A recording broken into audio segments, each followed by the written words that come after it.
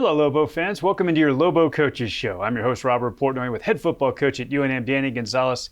Coach G, this one felt like it was one that was right there for the taking for your Lobos. You know, 4 of the last 5 have been that exact thing. I mean, UNLV, we get out early and make mistakes. Wyoming, we get out early and make crucial mistakes. New Mexico State, we make crucial mistakes in the second half. And then Utah State Saturday, we got the lead again at halftime. We have a one-score game till deep in the fourth quarter.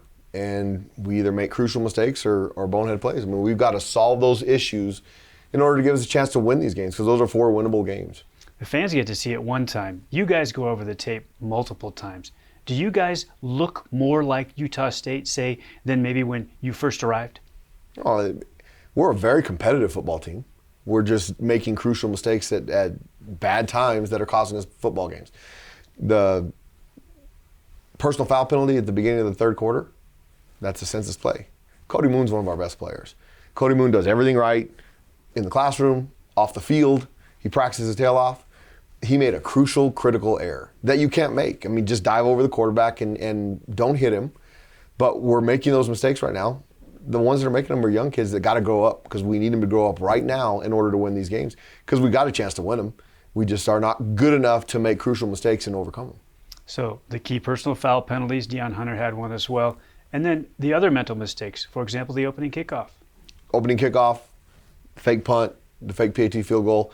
A couple of those are coaching. I mean, give Coach Anderson credit. He did a great job of identifying some advantages that they might be able to have over the bye week. And then the kickoff return, I mean, what a hole we started our football team in. Step out of bounds on the one, step in bounds and play on the ones. They mark the ball down. 3 and out where we drop and pass on second down. A terrible punt that goes to the 32-yard line or 34-yard line. And then on the second play, we have a free safety that bites on run in a pure passing situation, which AJ hadn't done that all year. And they throw for a touchdown, and we're down 7-0 with 13 minutes to go in the first quarter. The rest of the half, they have 42 yards total offense. And we run the ball for almost 200 yards. We overcame that. So that's a bright sign. But we're not good enough to overcome it when we do it late in the ballgame. So the overcoming of all these mistakes, and then you get to the second half and you think, okay, we've been fighting uphill, really upwind, and now we're going to get the wind in the fourth quarter. And then about midpoint of the fourth quarter, the storm comes in, the wind changes, the rain's coming straight into your quarterback's face. Sometimes things just don't work out. No, I mean, after the game, I told Blake, you must be living right, because that's the most unbelievable thing. I mean, we strategically went against the wind in the third quarter because it made a significant difference in the first half. And so I wanted to have the wind in the fourth quarter. And the punt that we dropped in the third quarter was because of the wind. I mean, Jamarius misjudged it. He tried to turn around and make a circus catch, which cost us to be down by 10 with the field goal. If we would have got not the penalty got off the field on the first series, we might have alleviated an 88-yard drive that went with the wind.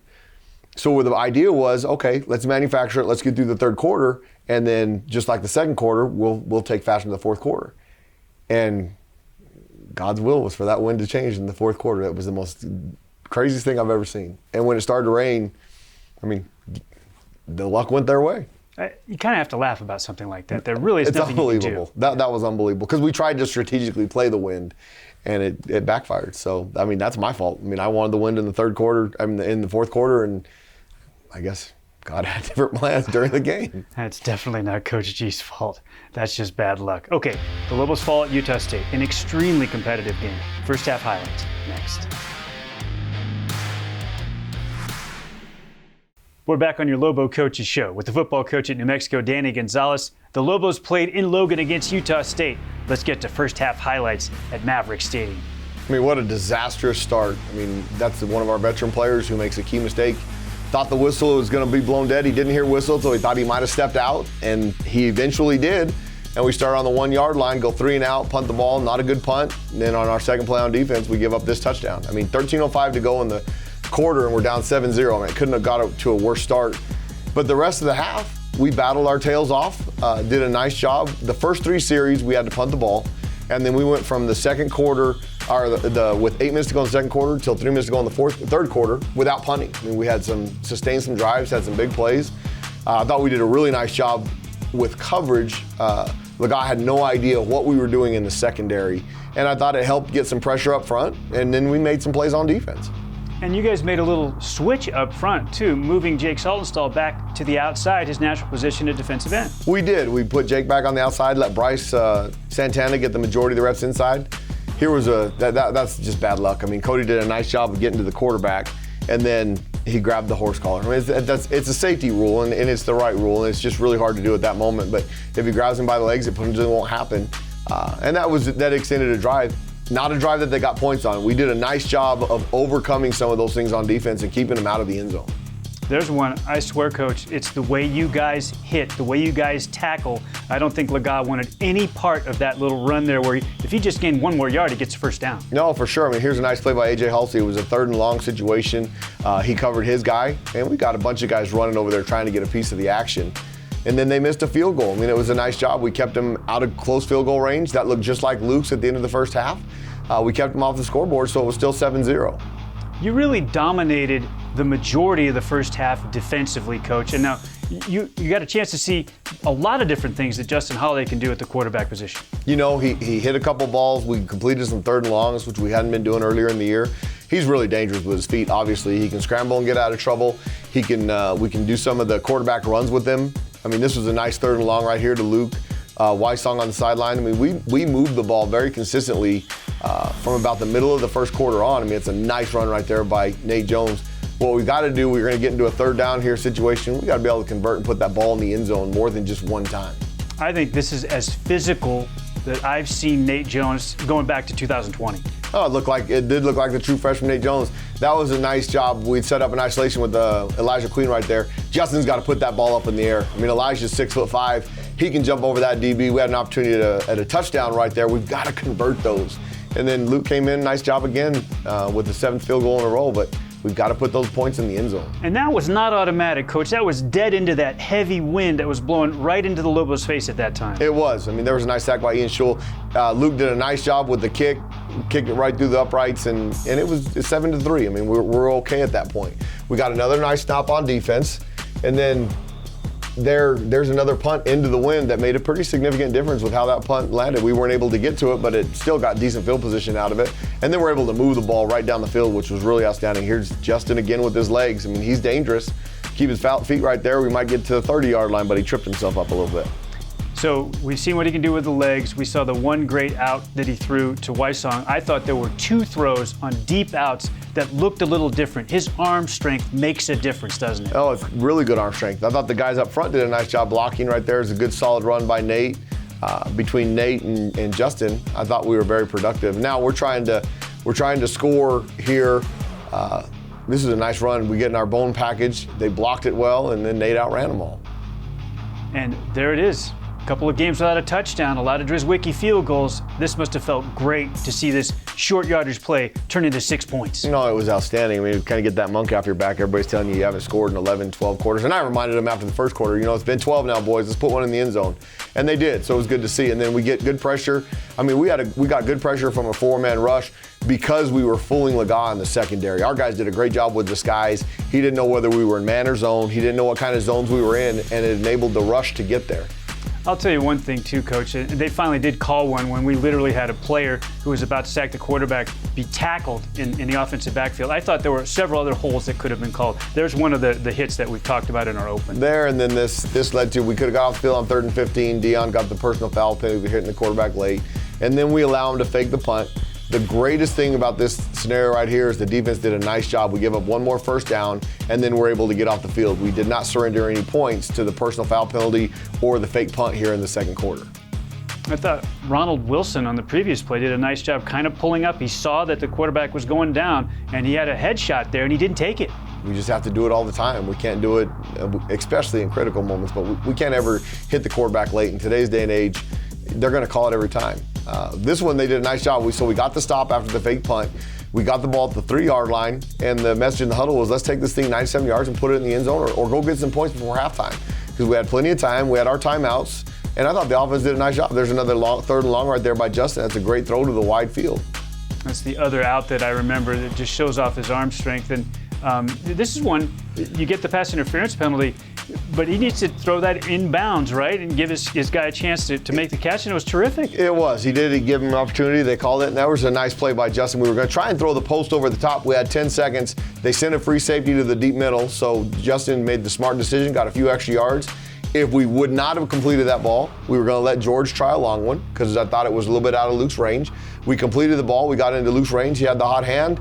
That was his first miss in 7 tries. I mean, it's too bad because a 13-7 lead would have been really nice. But all the things that had gone wrong early in the game, the Lobos still had the lead at halftime. And that was the message in the locker room. We'll go in there. We'll make some adjustments. We'll talk about how we're going to play the Wind, and let's go out there and win the fourth quarter. Boy, the execution there at the end of the second quarter, we were worried when the timeout got used before that final play, but perfectly executed. Throw it to the sideline, you get out of bounds, and Luke had the leg, he just pushed it a little. He did. He pushed it a little bit to the right, and that was the decision between George and Luke. I've got confidence from George almost all the way to 60. We had a hellacious wind behind our back, so that gave Luke a little bit extra distance. He'd been the most consistent one, so we gave him a shot. He just missed it a little bit wide to the right. All right, the Lobos are outplaying them, they're outgaining them, and they're leading Utah State at halftime. Third quarter action next on your Lobo Coaches Show. Welcome back into your Lobo Coaches Show with the head football coach at New Mexico, Danny Gonzales. I'm Robert Portnoy. It's time to get into second half highlights. The Lobos in Logan, Utah against Utah State take a lead into the third quarter. You know, here's a grow-up moment for us right here. Number 33 right there slapped Christian Ellis in the back of the head, didn't respond. So we get him back up on a penalty. We get him to the 12.5-yard line. We go 3 and out. And then right here, a senseless personal foul penalty that extends this drive and actually enables them to go 88 yards and put the ball in the end zone, which gave them the 14-7 lead. I mean, they made some plays in coverage.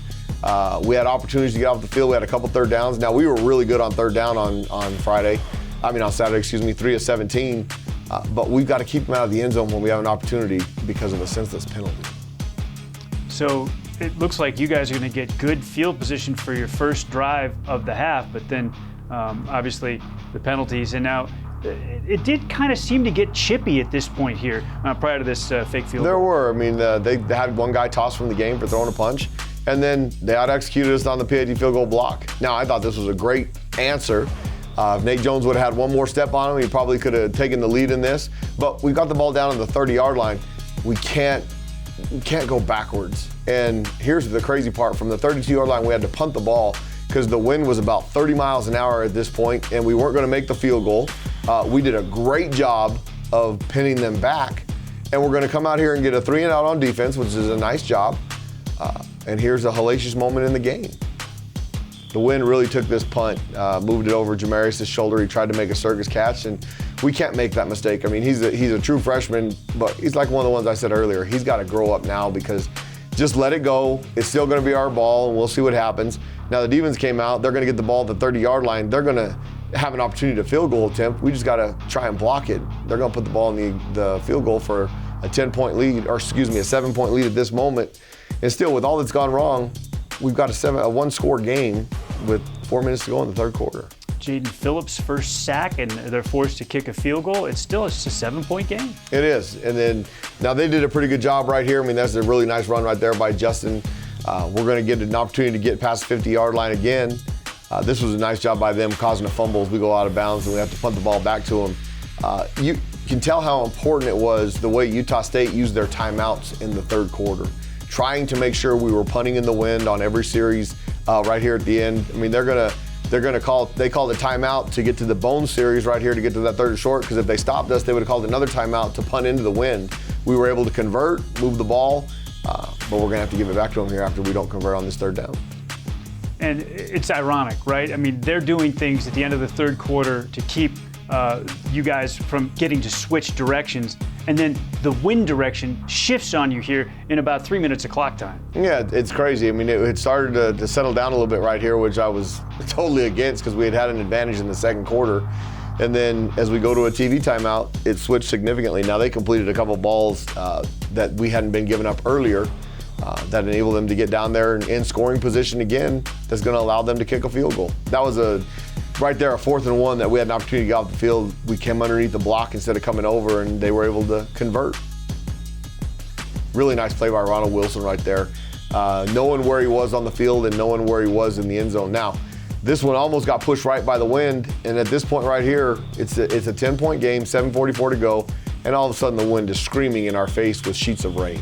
Yeah, this is exactly where the wind shifted, right between the field goal and the start of this series, and it just made a huge difference. I thought back to what you did to try to get Justin Holiday ready for it with the wet footballs and the wind in his face with the water and the spray bottles in practice this week. Yeah, I mean, and that punt right there was unbelievable. I mean, it came off Aaron's foot and was actually looking to be a decent punt, and the wind grabbed it and hung it in the air for about 2 or 3 seconds and then dropped it straight down and gave them excellent field position.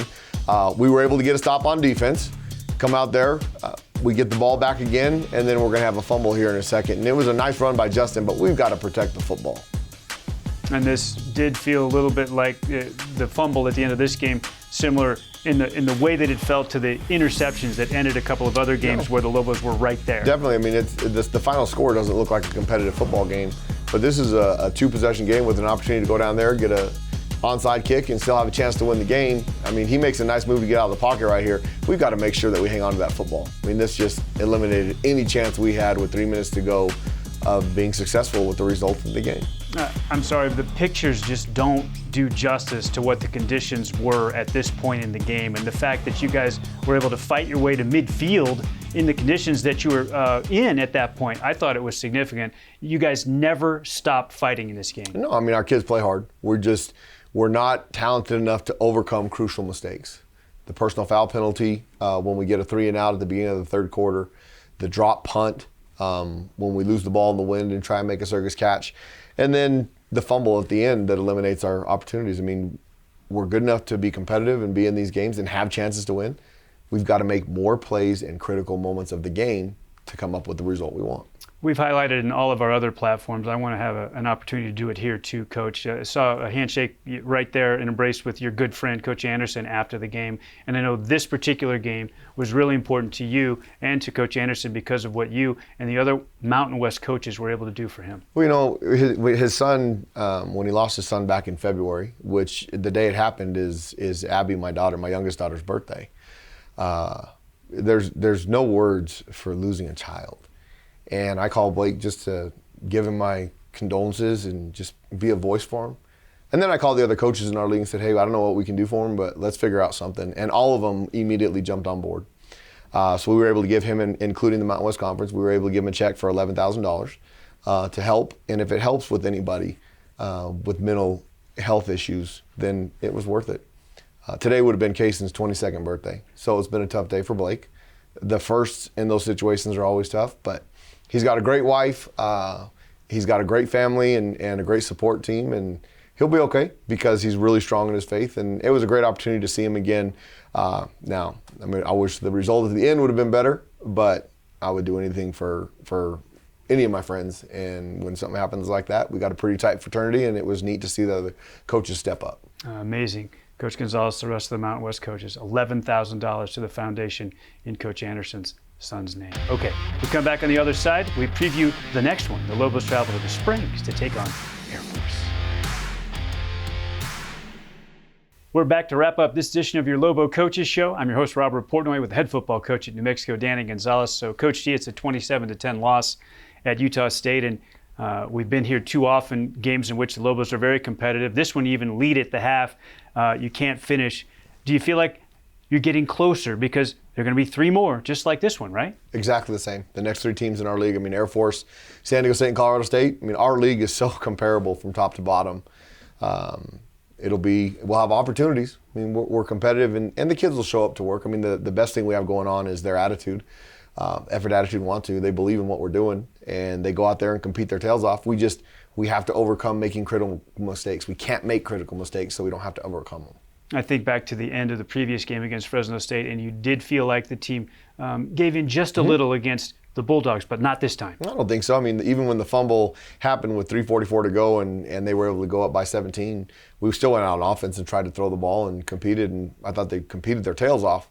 We just didn't overcome the early mistakes that got us in that hole. Okay, 3 more games like that one, but Air Force is unique. There aren't a lot of teams like Air Force. What they do is really difficult to defend. They're a triple option team. They're the leading rushing team in the nation at 324 yards a game rushing. They're going to try and physically pound you. They're good statistically on defense. They're not only good statistically, they're good on defense. So it's a big challenge, but our kids will show up and compete, and it'll be exciting to go up there on an afternoon game again. Weather's supposed to be nice. Who knows if that'll be the case? But we'll go out there with whatever the situation is and play the game. And third start for Justin Holiday. Excited about what is going to become for him over this last month of the year? I think he got better from game 1 to game 2. He threw it a little bit. Now, we only had 42 yards passing, but he made some critical throws that kept drives alive during the game. He'll have to throw it a little bit on Saturday to have a chance against Air Force. And we got to run the ball, and hopefully we'll be able to not make those mistakes that have killed us in these games so far. Familiar names to Lobo fans. Quarterback is Zeke Daniels and their big fullback, Brad Roberts. But they do have some newer names at the tailback position and on the edge. You know, on both sides of the ball. I mean, they're playing very well. They've been very consistent with what they've done on offense. Now, there's been some teams that have played them pretty good. They had a great football game last Saturday with Army, 13-7. They won the Commander-in-Chief trophy because they beat Navy early in the year, and that's a big deal to them. That game was played in Arlington, Texas. So they're coming off of a game, we're coming off a game. It'll be a great opportunity to compete against each other. Where do you think you might be able to take advantage of their defense? Well, we're going to have to, obviously, we're going to have to throw the ball early because if they're going to put 8 and 9 in the box to stop the run, we'll be outnumbered. So we'll have to have some success doing that. And then between Nate and Christian and Justin, doing some things that get our best players the opportunity to make some plays with the ball in their hand. Excited for a trip to Colorado Springs and a date with Air Force, Coach G. We're really looking forward to it. I can't wait. It's another chance for our football team to have an opportunity to compete. All right. For Chase Christensen, Frank Mercogliano, the head football coach, Danny Gonzales, I'm Robert Portnoy. The Lobos at Air Force Academy on Saturday. So long, everybody, and go Lobos.